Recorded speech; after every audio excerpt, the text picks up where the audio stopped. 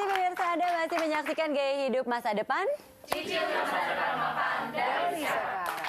Ini topiknya menarik sekali karena kita ngebahas soal terlilit hutang. Karena mungkin bisa jadi Anda pun juga saat ini tengah mengalami di mana Anda terlilit hutang dan mungkin Anda susah keluar dari lilitan dan jebakan hutang piutang. Itu tuh ya, hutang sih ya kita omongin ya. Nah sekarang kita lanjut lagi, tadi kan ada pertanyaan dari Mbak Lucy mengenai gimana kalau misalnya kita membayar jadi membayar hutang dengan berhutang lagi nih Pak gitu. Ya gali lubang tutup lubang itu gimana tuh Pak Norman? Sebenarnya kalau kita tutup dengan cara mendapatkan hutang yang pas, itu tidak masalah. Misalnya yang ini bunganya lebih kecil. Bunganya lebih kecil, itu tidak masalah. Itu kan makanya kita sering dengar kayak untuk KPR ya Pak ya. KPR atau misalnya ada penawaran dari, oh Bapak punya outstanding balance di kartu kredit ini berapa Pak? Kami tawarkan dengan 0% Pak, Bapak tutup. Oh, iya, misalnya benar. contoh, Benar. itu mungkin akan lebih memudahkan. Iya. Tapi yang jadi masalah adalah kalau istilah gali lubang tutup lubang yang sering kita dengar, yaitu di mana saya pinjam, dapat pinjaman, saya nggak punya pendapatan lagi, saya tutup lagi, gali lagi dari yang lain, gali lagi, tutup lagi. Iya. Nah ini yang nggak akan habis-habis.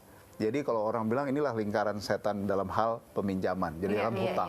Jadi kita harus benar-benar mengambil sikap pada waktu hutang itu terjadi, misalnya contoh suami istri, harus duduk sama-sama, mari kita perbaiki gaya hidup kita. Kadang-kadang gaya hidup kita yang membuat kita mau berhutang, ya bahkan mencari dapat tambahan hutang dari mana, saya senang, gembira, karena kita mau konsumtif tadi. Jadi ambil keputusan untuk saya mau disiplin, kita akan perbaiki, ada hutang sekian. Kalau perlu saya jual aset saya.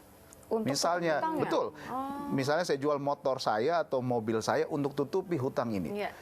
Kemudian bersih, sudah bersih semua, baru saya mulai hidup lebih baik.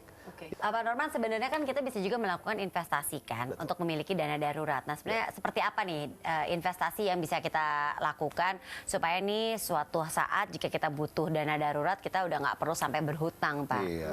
Jadi sesuatu untuk menghindari berhutang yang nggak baik sini ya. Setuju. Pada waktu kita dalam situasi darurat, kita harus mengerti bahwa persiapan itu dibuat pada waktu situasi nggak darurat. Betul. Ya kan, jadi kalau sudah darurat saya sudah antisipasi. Nah, disinilah yang dimaksud tadi kita harus berpikir smart. Jadi pada waktu kita mendapatkan gaji misalnya sebagai karyawan atau saya mendapatkan uang hibah dari manapun misalnya atau diberikan sesuatu pendapatan income tambahan, itu harus disisihkan. Jadi harus punya pos khusus untuk emergency. Jadi itu sebenarnya harusnya dibiasakan di rumah Bentuknya tangga, apa tuh, Pak? segala macam. Misalnya kita buat dengan tabungan, kita buka tabungan khusus untuk hal-hal yang terkait emergency. Buka saja sesuatu yang pada akhirnya kalau perlu dibuat tabungan secara rutin, otomatis dipotong. Nah, apalagi kalau sekarang kan ada banyak perlindungan yang bisa diberikan untuk tabungan tadi. Ya, jadi kita bisa persiapkan kalau sampai terjadi sesuatu ada proteksi. Jadi ada hal yang bisa di-combine sehingga orang nyaman dalam hal menabung ataupun mendapatkan pinjaman. Ya, itu dia. Sekarang kita kasih lagi ya kesempatan buat penonton yang mau nanya. Siapa yang mau bertanya?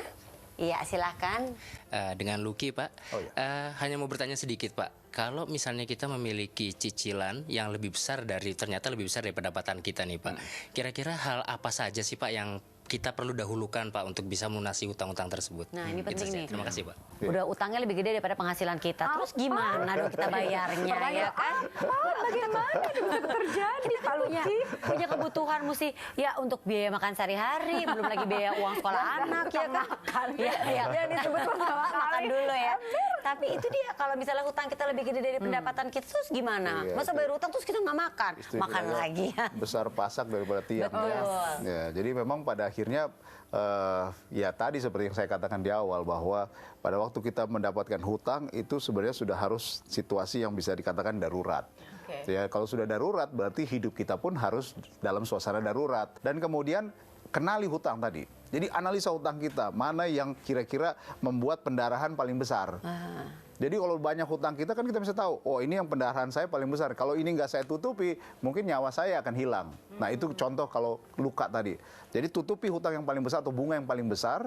Jadi bukan hutangnya ya, bunga yang paling besar yang mana yang kita cari. Jangan sampai Anda berpikir, oh karena yang sana lebih dia punya hutang lebih besar, tapi bunganya kecil. Nah jangan yang ditutup yang itu.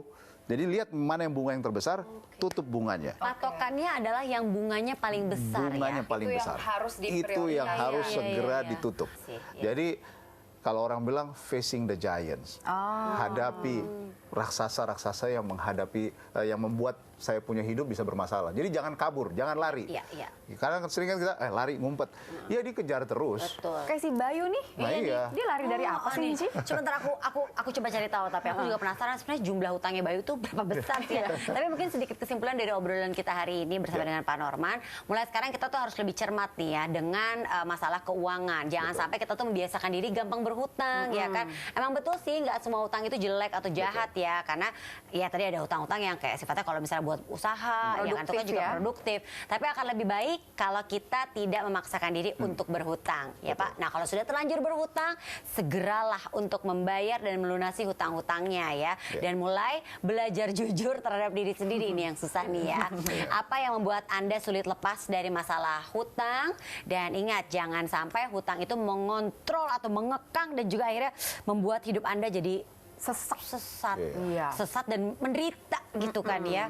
Tapi tunggu dulu, kita juga ini ya harus mengingatkan juga nih, jangan lupa ada yang namanya proteksi diri kita dengan credit life ya, supaya kita tidak meninggalkan warisan hutang Iya, betul. kepada anak cucu kita. Iya. Kalau sampai ada apa-apa sama Betul.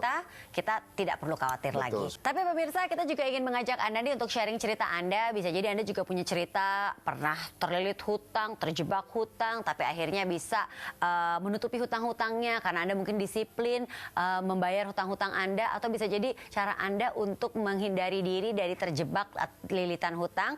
Anda boleh cerita ke kita dengan mengirimkan cerita Anda melalui Twitter @manulife_id dengan hashtagnya GHMD, sekali lagi GHMD, atau bisa juga melalui Facebook kita My Life Manulife. Anda bisa mengirimkan juga video cerita Anda nih, misalnya gini loh, Dear Manulife gitu ya. Anda bercerita kepada kita, bisa juga melalui Twitter @manulife_id ya, linknya dikirimkan ke situ, atau sekali lagi Facebooknya My Life Manulife. Kita ketemu lagi minggu depan, tentunya di Gaya Hidup Masa Depan, cicil masa depan mapan dari sekarang.